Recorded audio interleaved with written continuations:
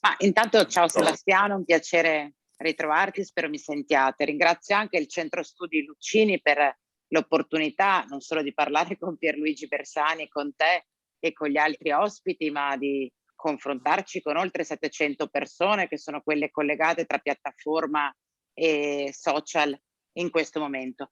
La discussione che affrontiamo stasera parte da lontano e il contributo che proveremo a dare vuole essere in estrema sintesi il nostro punto di vista rispetto a una grande sfida, quella cioè di ricercare quella scintilla della sinistra e capire se è il momento per riattivarla.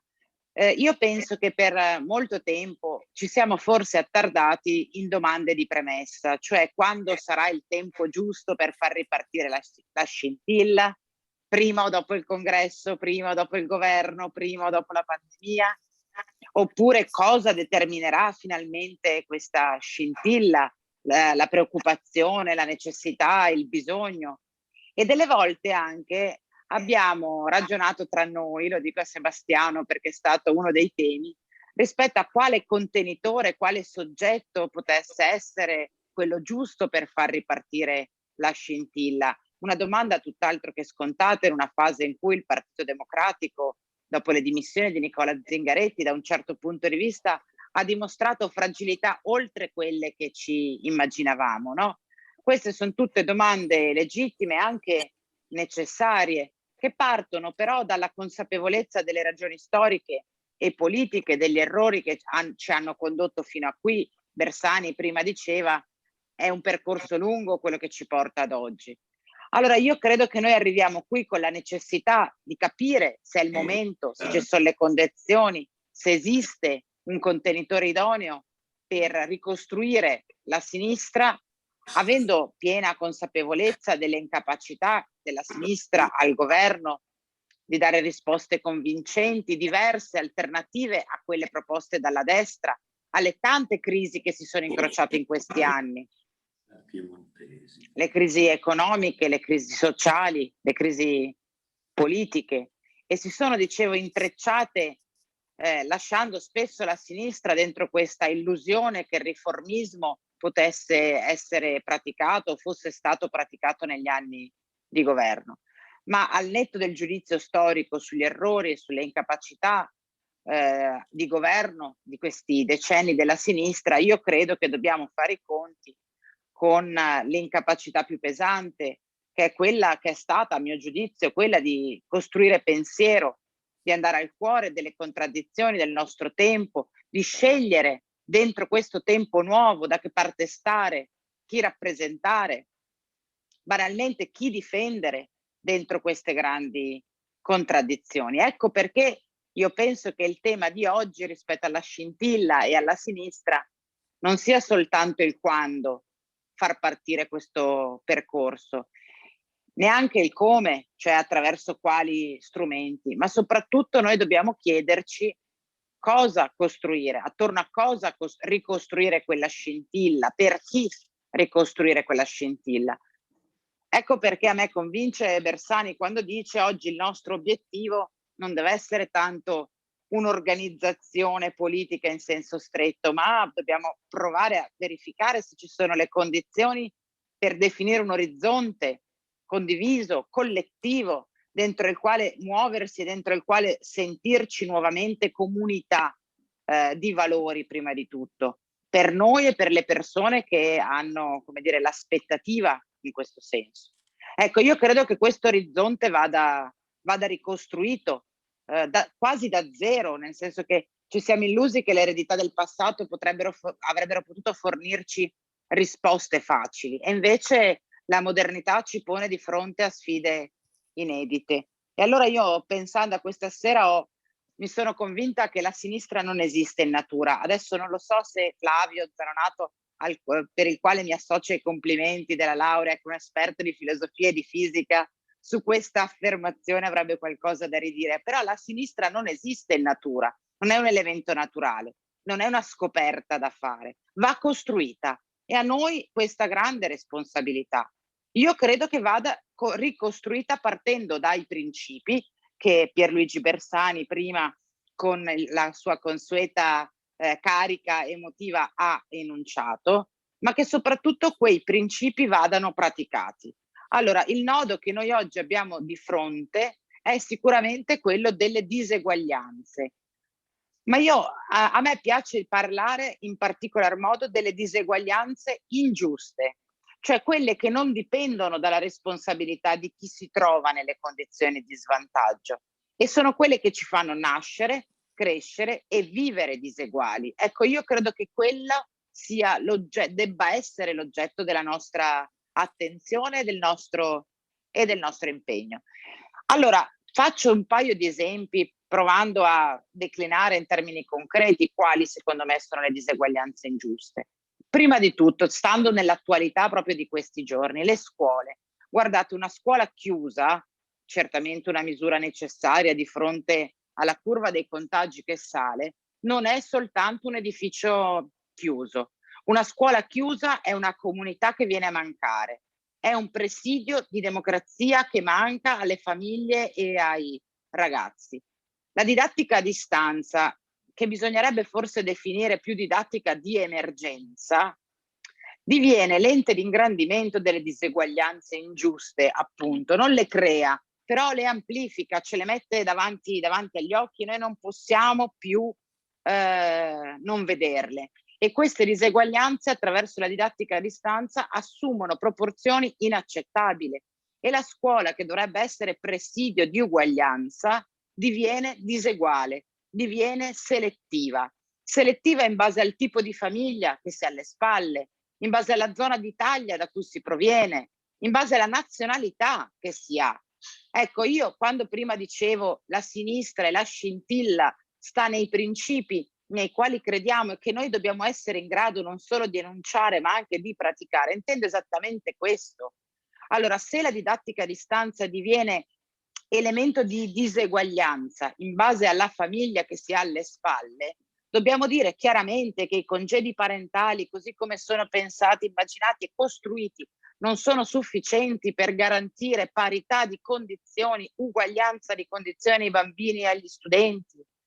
Se la zona d'Italia da cui si proviene diventa un elemento di diseguaglianza, allora l'omogeneità nazionale del servizio pubblico scolastico, l'idea di Stato e di servizio nazionale, non è più un principio generico, ma diventa un elemento da costruire fattivamente, altro che autonomia nell'organizzazione scolastica.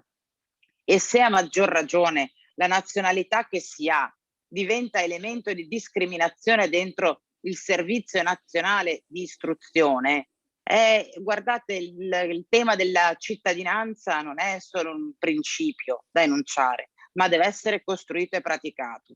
Allora, Enrico Letta, nella sua prima uscita da segretario del PD, ha parlato di ius soli. Molti hanno bollato quest'uscita come, diciamo, un déjà vu poco spendibile dal punto di vista della comunicazione politica. Forse avevano in parte anche ragione, però è oggettivo che la presenza degli alunni con cittadinanza non italiana nelle nostre scuole è un fenomeno strutturale, in particolar modo in riferimento alle seconde generazioni.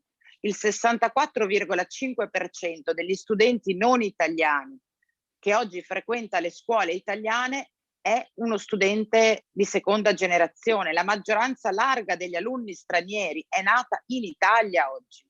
Allora, il tema di come si intreccia il diritto civile alla cittadinanza e il diritto sociale, cioè di come lo Stato tratta de facto questi ragazzi, ad esempio nella scuola pubblica, non è un dettaglio, non può essere oggetto di strumentalizzazione politica, deve essere un tratto identitario di quella scintilla e della sinistra di oggi e di come quella sinistra è in grado di declinare il principio di uguaglianza o della lotta delle diseguaglianze ingiuste è una necessità da praticare concretamente.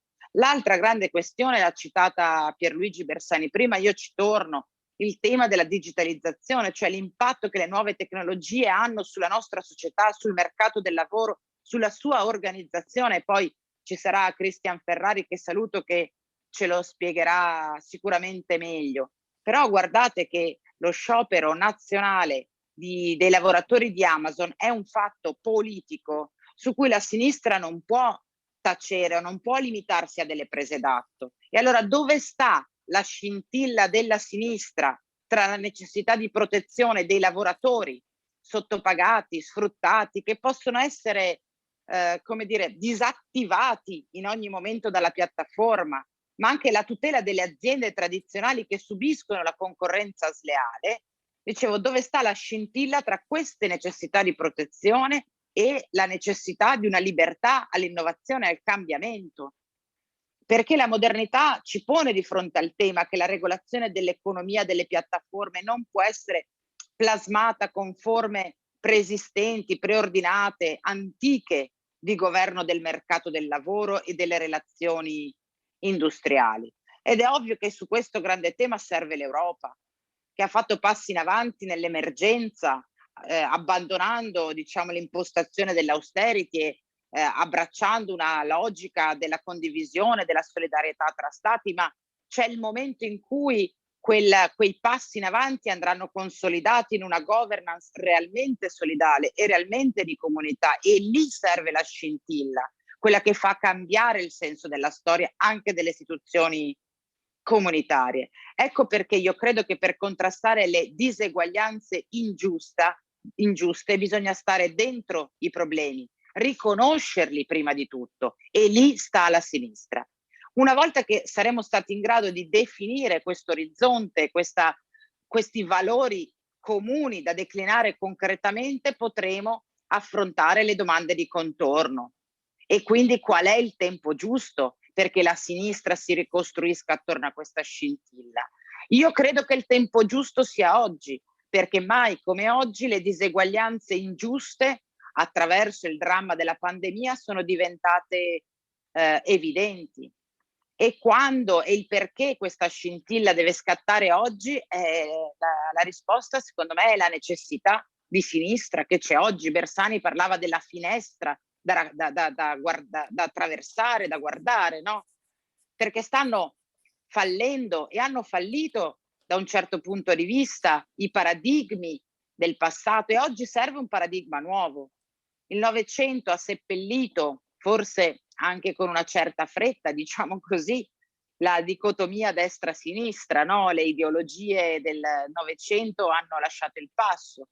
La pandemia, intesa come livella, da un certo punto di vista, ha sgombrato il campo dallo scontro tra elite e popolo. Oggi io credo che il rischio che abbiamo davanti è che si proponga un'altra dicotomia, un'altra contrapposizione, che è quella tra il modello dei competenti contro il modello degli incompetenti. Ma io penso che in politica il concetto della competenza non sia neutro. Non ci sono i migliori, i bravi che risolvono in maniera neutrale i problemi. E lo abbiam visto in questo primo atto parlamentare, perché quando il decreto sostegni contiene il condono, non stiamo facendo un atto dei competenti, dei migliori neutri, stiam facendo un atto che è segnato politicamente. E oggi il rischio che corriamo è che dietro l'elogio della competenza si nasconda ancora una volta la volontà di negare il conflitto sociale, di negare le contraddizioni della modernità, di negare il conflitto sociale come meccanismo collettivo di emancipazione, di rivendicazione, come meccanismo che ci obblighi a scegliere da che parte stare dentro questo conflitto, non in termini ovviamente di guerra, ma in termini di emancipazione, di costruzione di una speranza collettiva. Ecco, io credo che oggi dentro questo conflitto che esista non ci siano non ci debbano essere le scorciatoie dei migliori, dei competenti, e che a maggior ragione serva la politica e serva la nostra parte. Consentitemi una parentesi tutta territoriale, visto che pur essendoci centinaia di persone che ci seguono da tutta Italia, trasmettiamo pur sempre dal Veneto. In Veneto a maggior ragione serve l'orgoglio di rappresentare un'alternativa seria, credibile, rispetto a queste e ad altre questioni alla destra che ci governa da decenni. Ecco, e chiudo davvero, Sebastiano, ringraziandovi per l'occasione e il tempo. Io credo che oggi davvero più che mai serva ritrovare la scintilla e serva lavorare insieme perché questa scintilla diventi fiamma. Io spero che questa scintilla, questa fiamma trovi dentro il Partito Democratico il contenitore più adatto contro le destre, per tutte le compagne e i compagni che la stanno aspettando. Grazie.